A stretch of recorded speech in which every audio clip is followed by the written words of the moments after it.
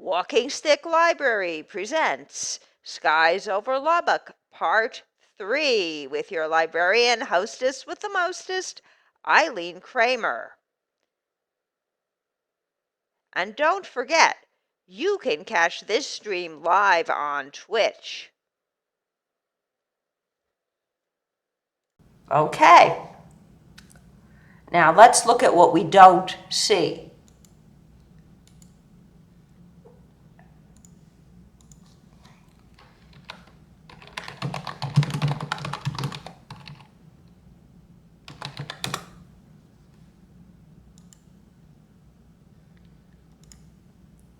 I'm going to start us with a picture because it's fun to start us with a picture. That's an executive jet. But if we get a little further down here, this is a multi-engine. Spiffy sucker. That is a spiffy little sucker there sitting on the nice runway. These are the guys that you have to worry about. And I'm going to show you why.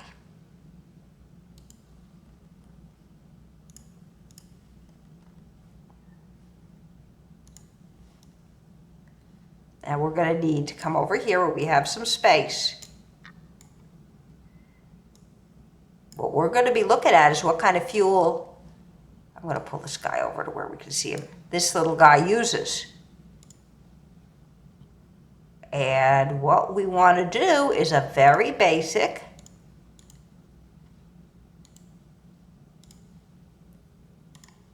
Google search, types of aviation fuel. What is coming out of that tailpipe? You're concerned about contrails? We look at the fuel. Now I do know that that's avgas, but I'm going to show that to you. Anyway, I'm going to get Google, or get another spare space and make us a Google. And I'm going to put in types of aviation fuel. And I don't want the slop at the top, but I do want, here's Wikipedia. Let's open that up. Shell grades and specifications of aviation, gasoline, and jet fuel. That's Shell Global. And we get a little further down.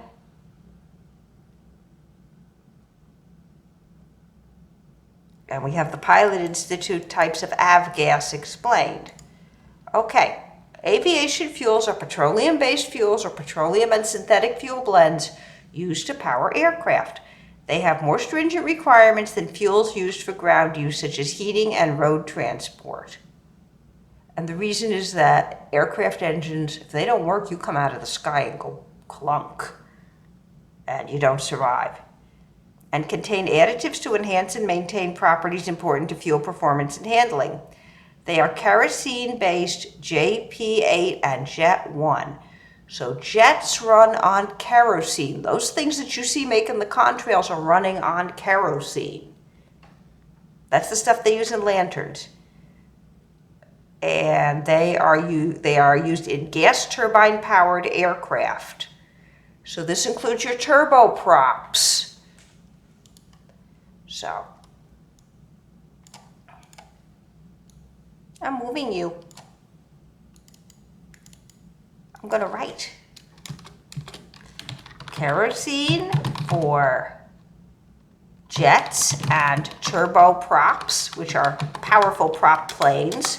I have probably ridden in a turboprop. I've never ridden in anything smaller.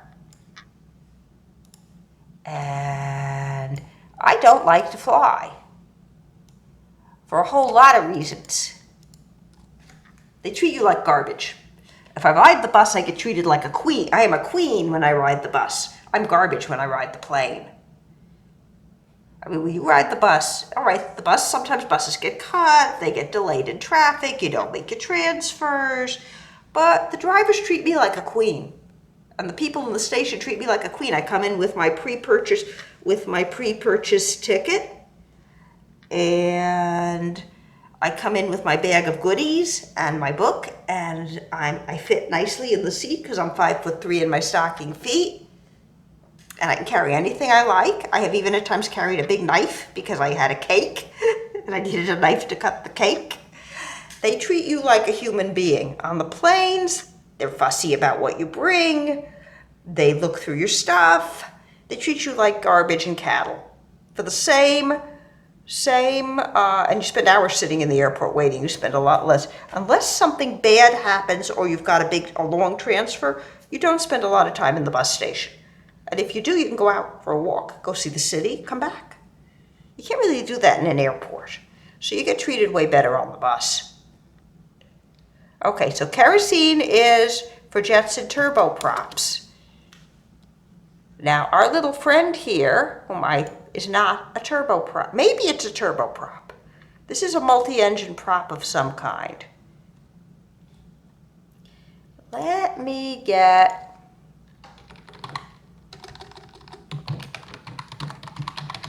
want to make sure we have a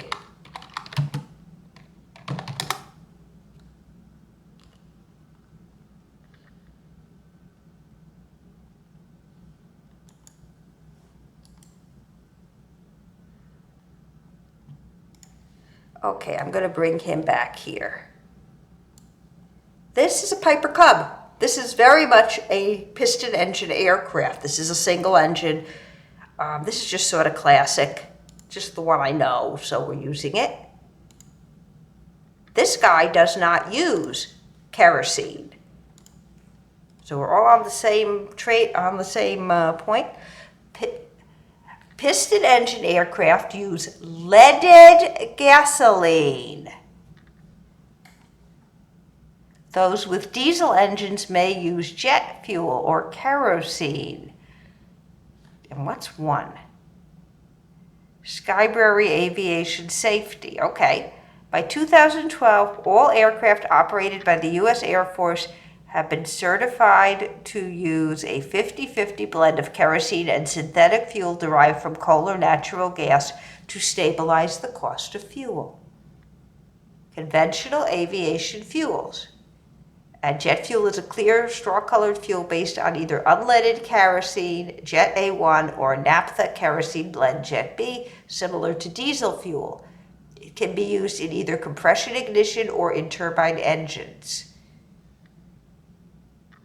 So you have, your jet fuel does not have any lead in it.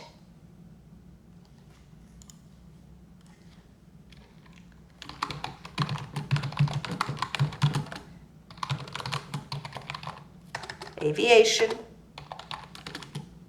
use leaded gasoline. And I'm going to bold that. And I am going to brighten that. And you don't see any contrails from these guys. But it's putting lead in the sky. And lead is a poison. So now we know this for real. Avgas, or aviation spirit, is used by small aircraft, light helicopters, and vintage piston-engined aircraft. Its formulation is distinct from conventional gasoline used in motor vehicles, which is commonly called MoGas or autogas in the aviation context.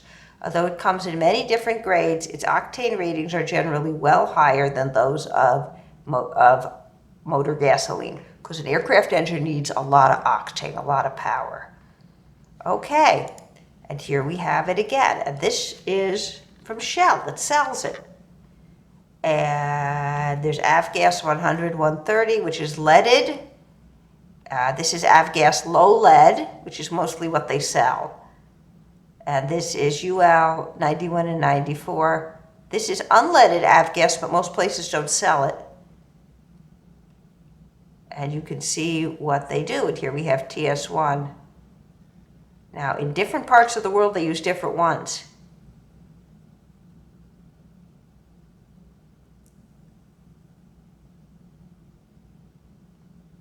But this is what most places sell, is this.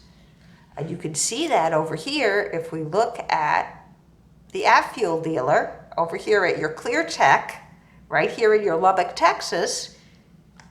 Why am I on such a slow website tonight? avfuel dealer at ClearTech offers quality Jet A+ and 100 low lead fuel. That's the only kind they got. If you have a Piston aircraft that is taken off from ClearTech, it's taken off using leaded gasoline and sticking lead in your sky.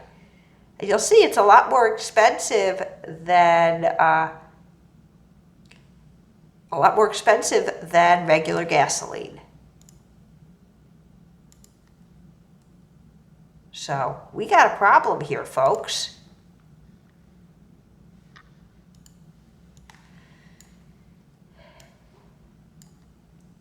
And we can do a very quick, dirty library search, GSU type library search on, I'm going to make sure I have the right colors again. Ooh, I'd like to be at 100%. Can I do that? Yes, I can. Okay. This just keeps everybody a lot smaller.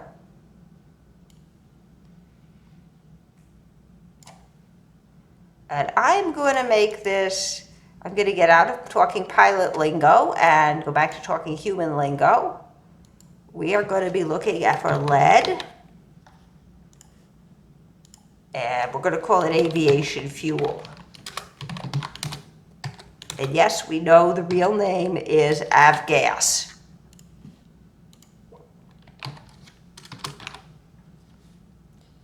And we're going to see what kinds of things we get when we do a search in the literature.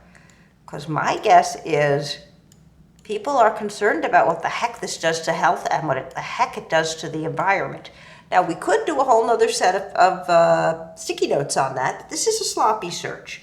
I'm figuring I'm going to get what I need without having to brainstorm. I just am. We want what overlaps here.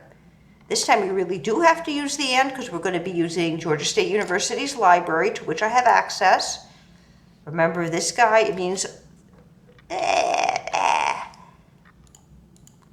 this guy means overlap between two ideas, and we can go in either direction.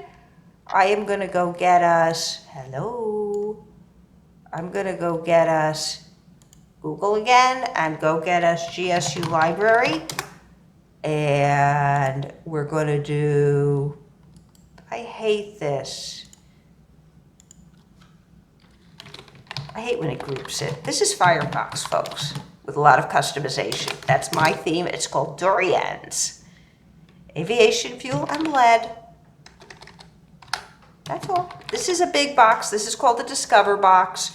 We're just throwing the mud ball into the wall and letting it stick. I'm just checking my squawk, because everybody should check their squawk. Nobody.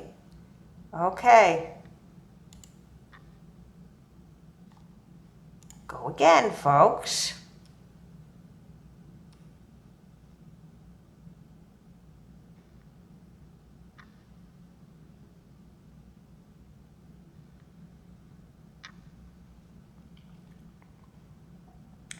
This is 2021. Environmentalists renew push for EPA to reduce lead in aviation fuel. Okay, open that up for me. Perchlorate metals, organic compounds, and lead isotopes in groundwater, surface water, shallow groundwater, and soil within and near Middletown Municipal Airport, Middletown, Wisconsin. Now, this stuff pollutes. It falls back to earth, and it's exceedingly nasty. I'm going to show you this anyway, not because it's that important. And again, we can do a find it. We may not get all of these, but oh, crud.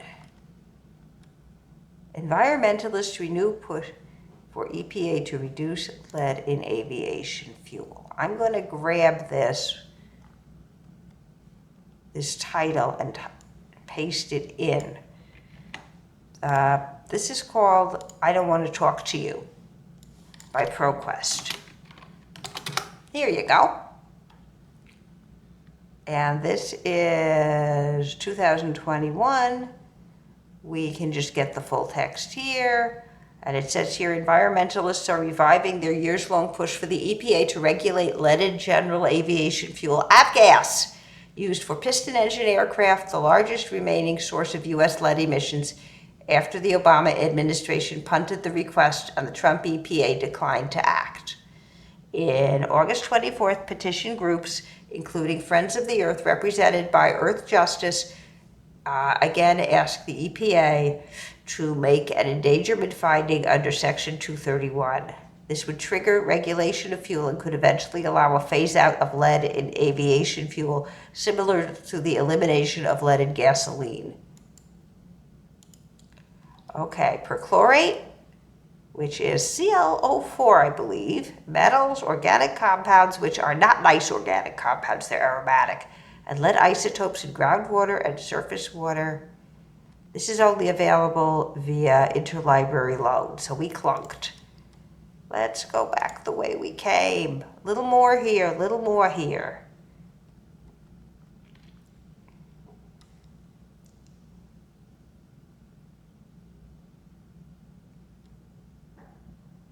Okay, I don't know what kind of traffic enforcing this is.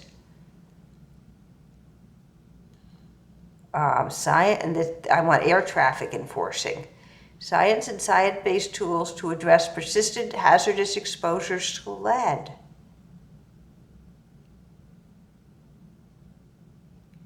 And again, I'm not sure this is the avgas. We'll know in a minute.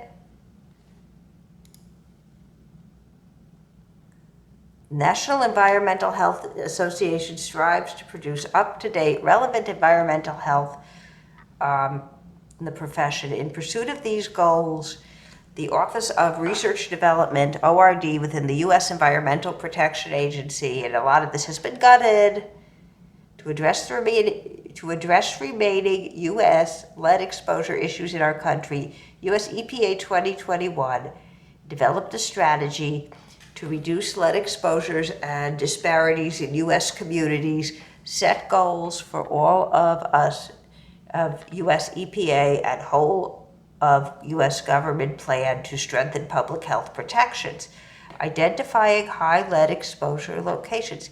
And here we have actions by the U.S. Okay. Public health professionals tasked with primary prevention must know where lead exposure problems remain and where the key sources of lead exposure are in those locations. To proactively prevent and mitigate lead exposures, track where progress has been made, reducing lead exposure. U.S. EPA recently published methods for identifying lead exposure hotspots at census tract and targeting location. For locations where the BLL data, Bureau of U.S. EPA developed two methods for identifying hotspots. One top the 20th percentile method, identifying census tracts with the highest prevalence of elevated lead levels, and a geospatial method. Okay, and this shows you how this works. I'm going to work my way to the bottom where Zhu is and see if we have one for Texas. Egan, Zhu. Okay. Now they did this in Michigan, not Texas. So you're not going to get one for Texas. We can test some of that out.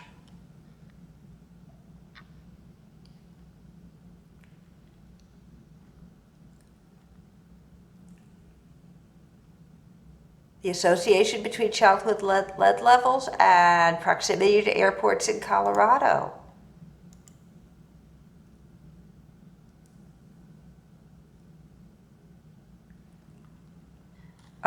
In October 2023, the U.S. Environmental Protection Agency announced the final endangerment finding that leaded aviation gas contributes to air pollution that is harmful to public health.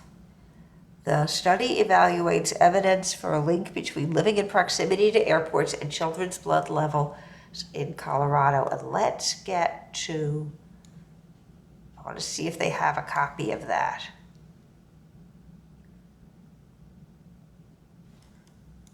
Back at the end. There should be an end to this somewhere. Okay. Looking for... Okay. This is 2010. This is what we're looking for. U.S. Environmental Protection Agency's Clean Air Act Title II, Emission Standards for Moving Sources. Let's have a look. Final finding that lead emissions from aircraft operate on leaded fuel cause or contribute to air pollution and the public welfare. This is 2023. Now, our president has gutted the EPA, and they regulate lead in aircraft propulsions. But here we have it. Finding that lead emissions from aircraft engines that operate on leaded fuel cause or contribute to air pollution that may be reasonably anticipated to endanger public health and welfare. In this action, the administrator finds that lead air pollution may reasonably be anticipated to endanger public health and welfare within the meaning of the Clean Air Act. The administrator also finds that engine emissions of lead from certain aircraft... I need to check something if you'll hold for a minute. I forgot I even did this. There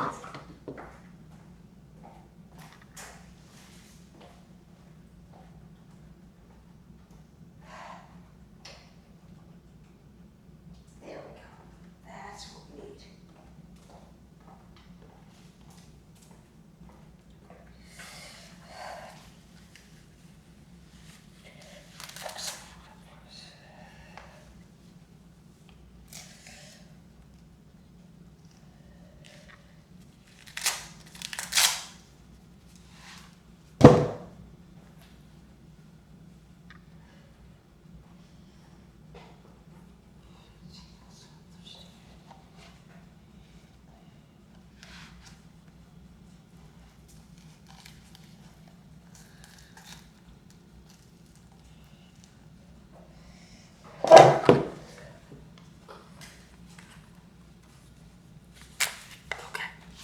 Sorry about that. I thought I had my kitchen exploding. And I didn't, fortunately, but I will have to check in a few minutes. Okay. And the EPA, okay, so we'll do this. In this action, the administrator finds that leaded air pollution may reasonably be anticipated to endanger public health and welfare within the meaning of the Clean Air Act. The administrator also finds that engine emissions of lead from certain aircraft cause or contribute to the lead air pollution that may reasonably be anticipated to endanger public health. And these findings are effective on November 20th, 2023. And the EPA has established a docket for this action under the docket ID, blah, blah, blah. All documents in the docket are listed at the www.regulations.gov website. Publicly available docket materials are either electronically or in hard copy, blah, blah. And does this apply to me? Regulated entities. These final findings do not themselves apply new requirements to entities other than the EPA and the FAA. With respect to requirements for the EPA and FAA as indicated in the proposal for this action, if the EPA issues final findings that emissions of lead from certain classes of engines used in certain aircraft cause or contribute to air pollution which may reasonably be anticipated to endanger public health or welfare, the EPA then becomes subject to a duty to propose and promulgate emission standards. We know this never happened. And with the new sheriff in town, it's not going to happen. Say what you like. We've all got I've got some general aviation near me too. It's up at Peachtree DeKalb Airport. Okay. The question is, what do you do?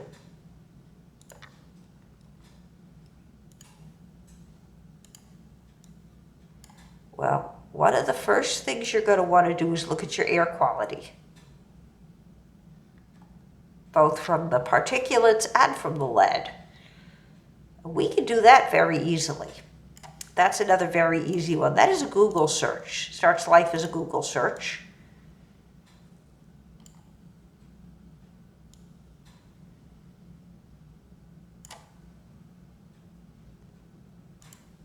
And we can do this one of two ways. Let's find out if anybody is testing for lead, since that's the silent one that you're not going to see. And if anybody is, great. They may be doing it on the state level. Lead, air, Texas. And again, I'm hoping this is on the state level. This is going to be a double-ended search, so it's going to look like this. Lead, add air, add Texas. And you could use atmosphere, but we're going to use air. We're interested in air pollution, folks. We're all on the same page tonight.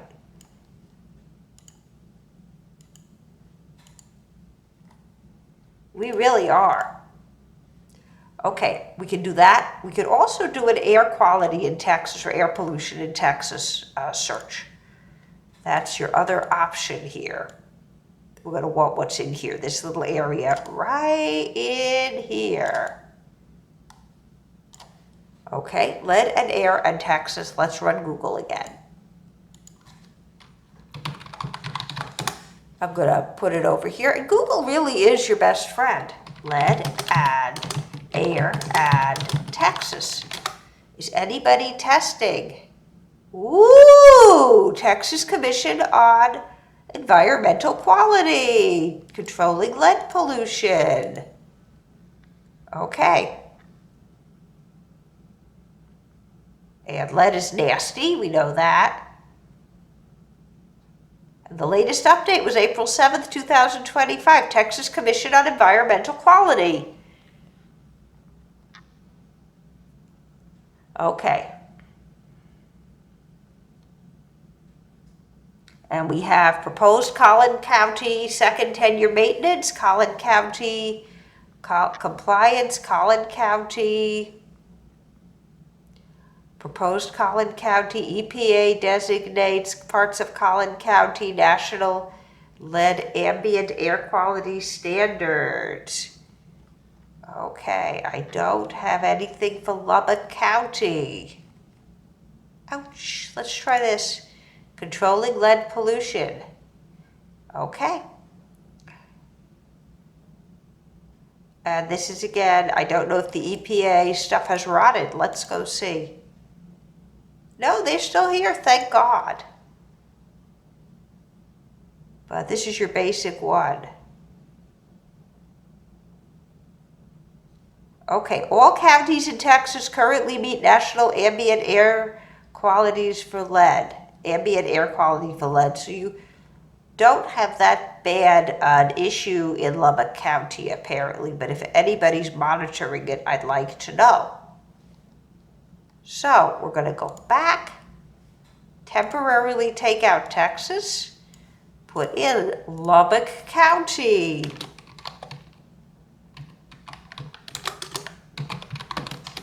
They were doing you tonight, because I care.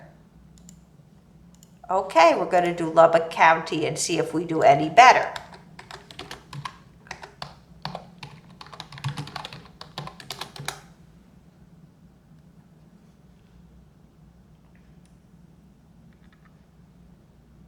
Ooh, that's not what I want.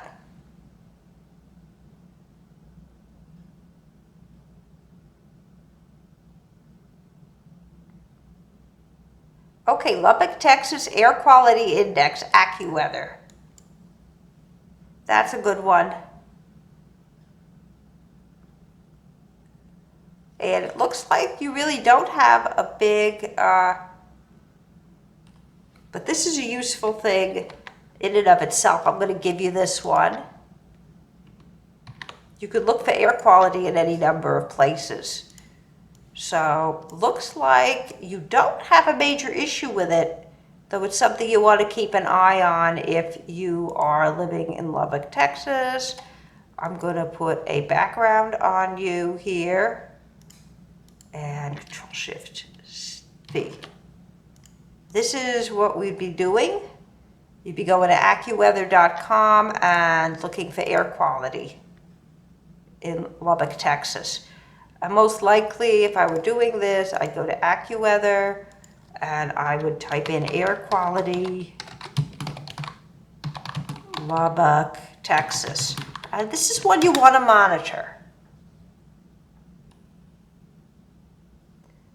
And severe maps, camp air. This didn't work very well, did it? Okay. What I'm going to do is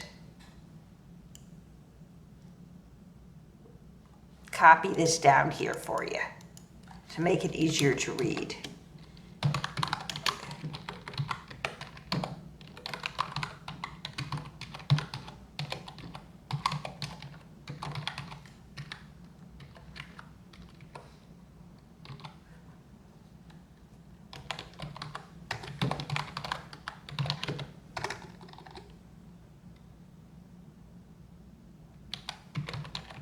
This is your URL, much cleaner version of that URL. I'm going to let you take a picture of that.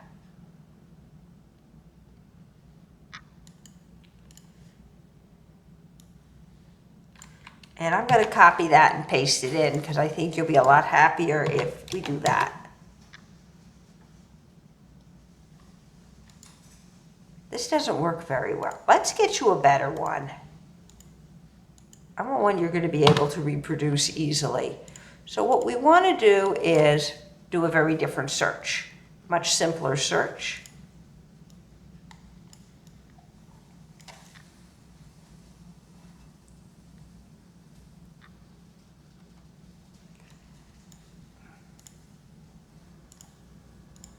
Let me slide us over.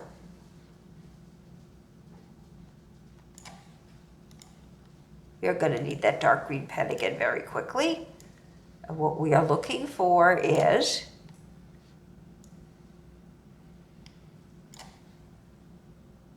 and I'm going to send you home with a lot of stuff today, so don't even think about it. Goodies we have. You probably want to keep an eye. You want to keep an eye on the drought, on your drought in Texas. You want to keep an eye on your air quality. You care? I care too. Air quality.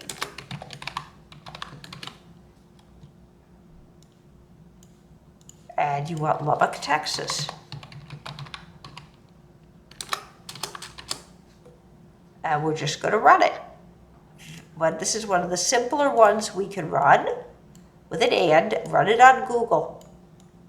And check this and bookmark the page that has it because you're going to want to come back here again and again and again. This is going to be should be part of your checking out. Remember, you've still got all those particulates and nasties up here. So air quality.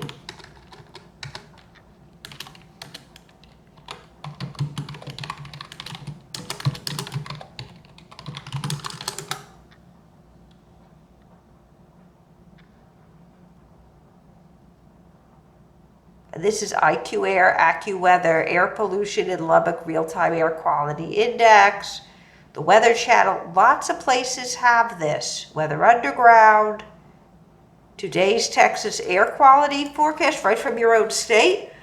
Airnow.gov is one of my favorites. And I'm going to give you that one just separate for fun. Put your background back in. That's going to be airnow.gov. Airnow.gov, which I use. I have it bookmarked on my phone. There's one for you right there. Or you can just run the search. I'll just sit and look at it. I am going to go check my beans. They're making noise. Which usually means we got to do something yesterday on the stove. Okay. Take over my stove, you will. All right. We just let them stabilize. Got a nasty pan to clean. Hello, owner of Beautiful Tail. I just saw somebody with a gorgeous tail walk by. And the tail is now on the floor twitching because it's a pussycat tail. Oh, Zora, you want to be she's one of my assistants. She's beautiful. She has blue and white fur, blue, gray, and white fur. And she purrs beautifully, and she's very polite and very sweet and very well mannered. And she's come over to visit, and she's rolling on the floor. You can't see. But this is, some days I can't spell. There. Air quality in Lubbock, Texas. Run that search. And airnow.gov is one of my favorite places to go. Now this is from your own state. This is the Texas Commission on Environmental Quality. If you don't like the federal government, use this. These are alphabetical. Today you are lucky, and it's going to be testing for different things. Today it is good. Friday, you had ozone and PM 2.5. So that's particulate matter. Those are the particulates that come out the back end of your jets, among other things. Today it's good, and the weather has turned good, probably because the sky washed out a little bit. But you can see, sometimes they're not so good. And again, this one didn't work.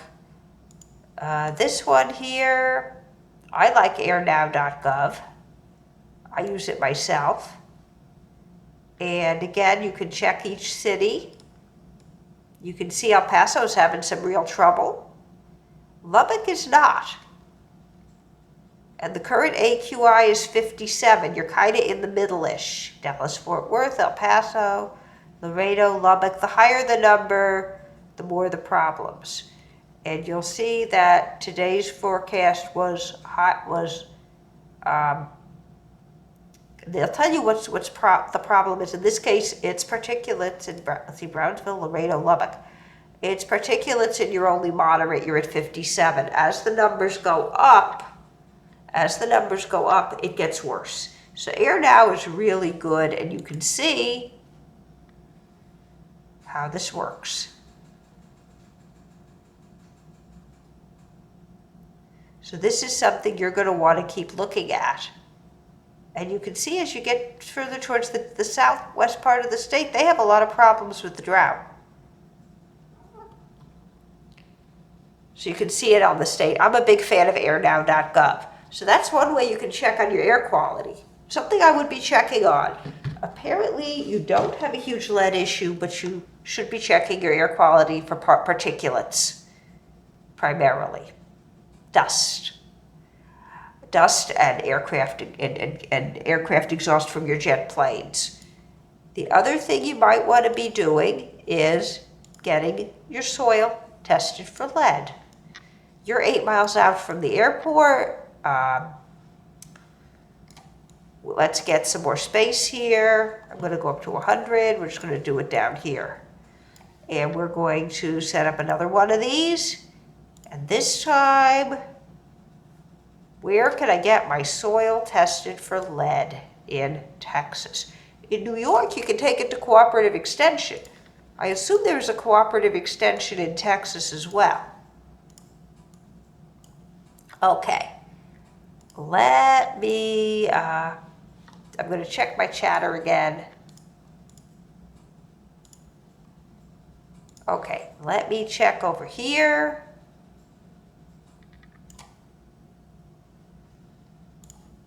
Let's get this. Oh, Zora! Her beautiful tail. She's inside where the camera is, but she is walking around up here, being a good little baby. Right, Ozora? She's a pretty one, you are. I'm scritching her under her pretty chin. I hope you like cats. Soil.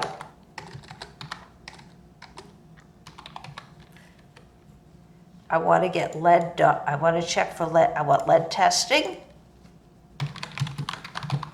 And I wanted to have it done in Texas, because you live in Texas. And things are always different in different places. And this is going to be another triple. 2 ands. Right in here, we want this little area where these overlap. We want something very specific. Where can I get my soil tested for lead in Texas?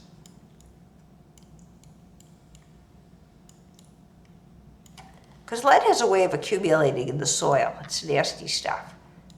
Okay, I'm going to get Google up. One more go.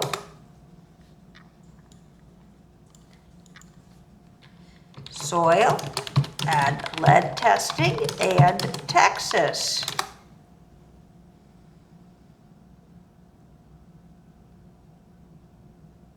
Well, Texas A&M AgriLife Extension Services. That's your cooperative extension. We offer professional diagnostic soil testing for Texans.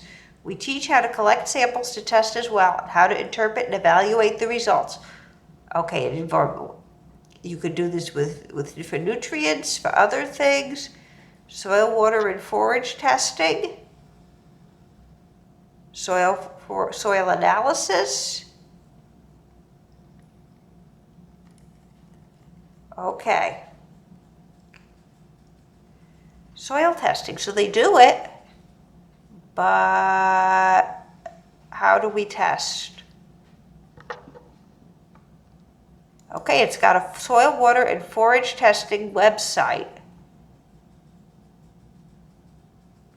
And it's in College Station. So it's a ways away. You'd probably have to figure out how to do this. Sampling and shipping instructions. So they've got this here.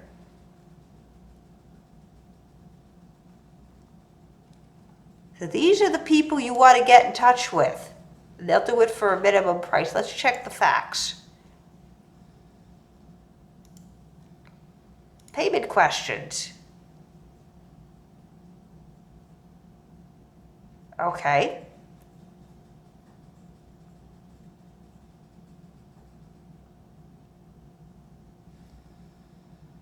So it does cost money.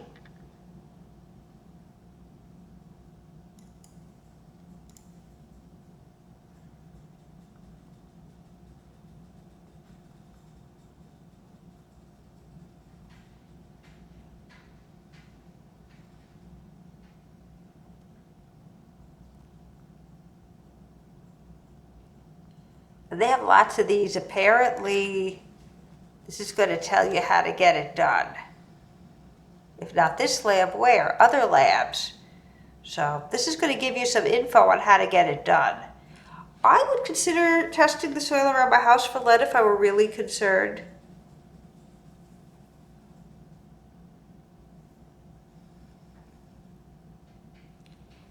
Okay, let's check and see if we can get you something closer to home.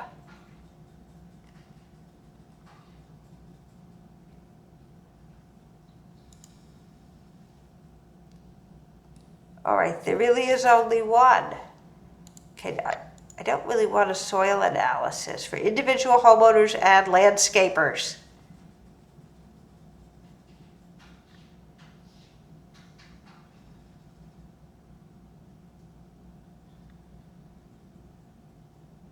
So this is kind of the place. And again, it's at Tamu up in College Station. So Texas is a big place.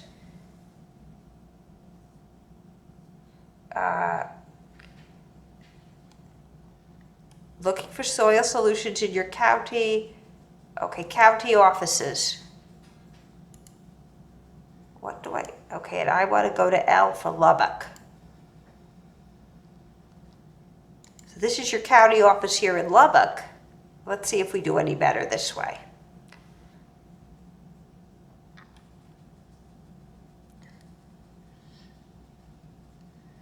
All right. Visit the county office website. So you're going to want to go to cooperative extension in, they call it extension education. I call it cooperative extension because it was Cornell Cooperative Extension. In New York State, the top of the ag pyramid is on the Cornell campus. Cornell is a hybrid public-private university. So that's why it's called Cornell Cooperative Extension in New York State. So here it's called something else, but I still call it cooperative extension.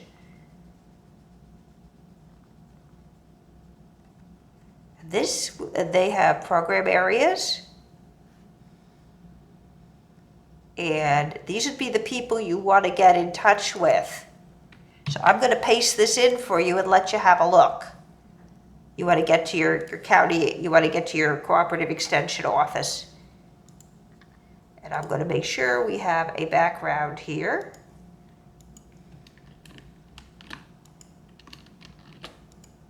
And I'm going to,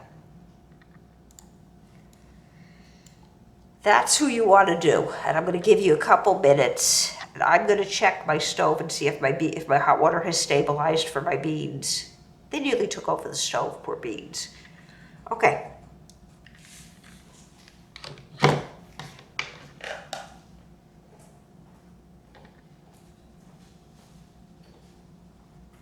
Emmanuel, you're a crazy boy. Look at this. Oh, somebody's been all over the stove, haven't they? Look at the starch. Let's give the stove a bath till we get that. Okay, 11:16.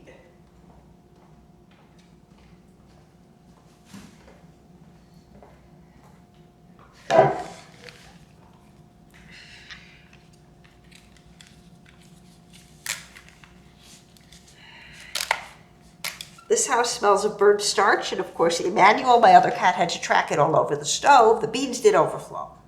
So my stove is getting a bath tonight. And the beans are going to get dealt with in about half an hour. They are very fresh beans. They were bought 2 days ago, and they're all being cooked. That's unusual. I usually only cook up half a package, but I want some for soup this week and some for salad for the weekend. So we're going to divide them up, and the half that stays in the pot's going to be soup. I'm making mock turtle soup, and that was going to be on here tonight, but it looks like it's not. Okay, so you now know where to go to get to ask about lead testing for your soil. So we took care of that. Now, we've done a lot tonight. This is 2 days worth of work. And it kind of shows our workflow going in all directions, because it always does. What you want to do is have access to the science. So we're going to get you that. The last thing we do tonight is get you some access to the science. And the way we're going to do that is take you to your local university. You have the University of West Texas in your town. So all I have to do is type in University of West Texas. And that is not in Lubbock. I need Lubbock. There are 2 systems in Texas. One is the agricultural and mechanical, and one is the regular system. This is Texas Tech University, Lubbock, Texas. In Georgia, we do not have an unfused. We have a more fused system. In New York, we are so fused it isn't funny. In New York State, as I said, the top university in New York that's public is Cornell Agriculture and Life Science. SUNY Agriculture and Life, Cornell College of Agriculture and Life Science on the Cornell University campus. It's a Cornell, you get a Cornell University degree. Bachelor of Science and whatever. If you are arts and sciences at Cornell, no matter what you take, you get a Bachelor of Arts. I was an artsy, arts and sciences. Okay. This is Texas Tech University. What we want are the library. This is in Lubbock, Texas. It's in your city. We can see down here, Broadway in Lubbock, Texas. You want to be able to go in the library. You don't need to be you need to go to the university library. This is beautiful. I love these icons. This is what we call a Discover box. These guys have everything. Royal Society of Chemistry. That is impressive. Royal Society The Philosophical Transactions of the Royal Society was the first scientific journal. This is a descendant of that. This is a descendant of science journals going back to the 1600s. Okay. What you want to find is, we know what faculty services, research and teaching about. We want the visitor policy. Virtual tour, hours, parking. Okay. And this time of day we can't do chat, so this is where you would go. This is a public university. You're paying for it with your tax dollars. Usually the public is let inside. Some states are more generous than others. Let's get your hours. Okay. You will notice, I'm going to embiggen this, that the library itself is open till 2 in the morning. Academic libraries are usually open very, very, very, very good hours. You can go before work, you can come after work. That's the good thing. Now I'm going to take us back. And what we would like to find is, and I cannot find this, science, spaces and technologies about need help. Library maps, giving to libraries. Nothing for visitors. Okay. Search again. Library visitor policy. This is what you need. Do I need to present an ID? Can I use the Wi-Fi?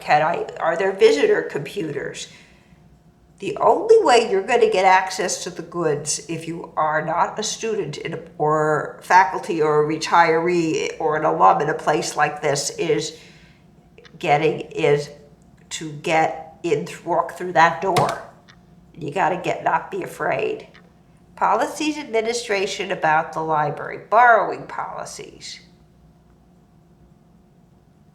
Okay, this looks like a beginning. This looks like another one that's decent. Let's go here. Access services, crossroads, other policies.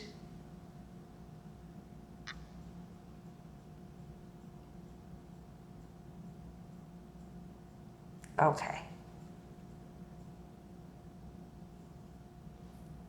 Borrowing policies. Doesn't say.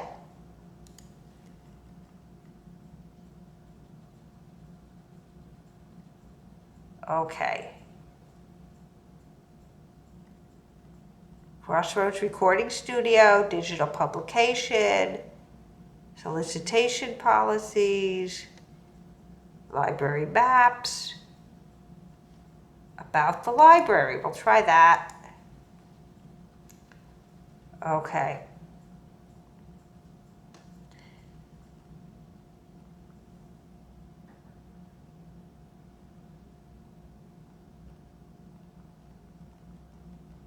Doesn't say.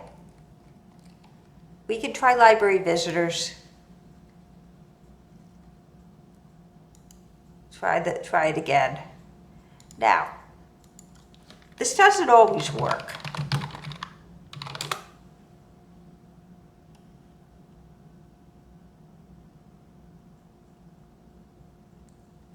Research Hub, welcome to the library, makerspace.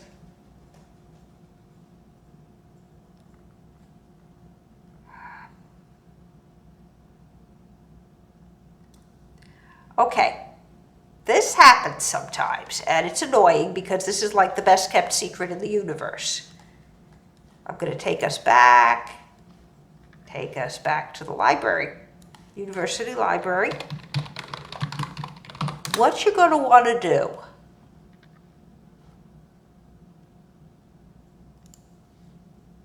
okay, university libraries, okay. Faculty services, course reserves, new program proposals, EndNote. Doesn't say anything about visitors.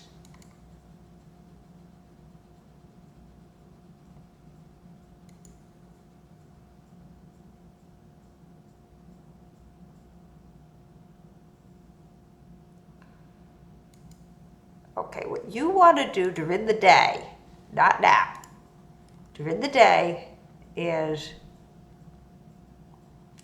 there should be an Ask a Librarian along here. Study spaces, printers, document delivery, JSTOR, ThinkTech, WorldCat Discovery. They have a lot of these, which is very nice.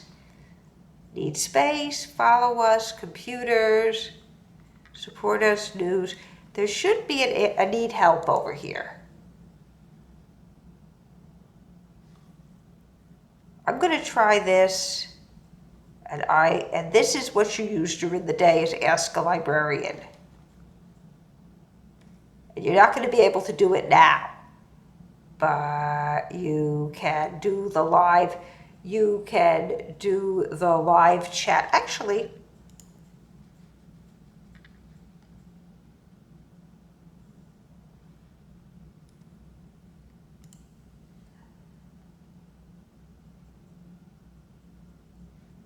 during the day, you go over to this little box and type in what is your visitor policy?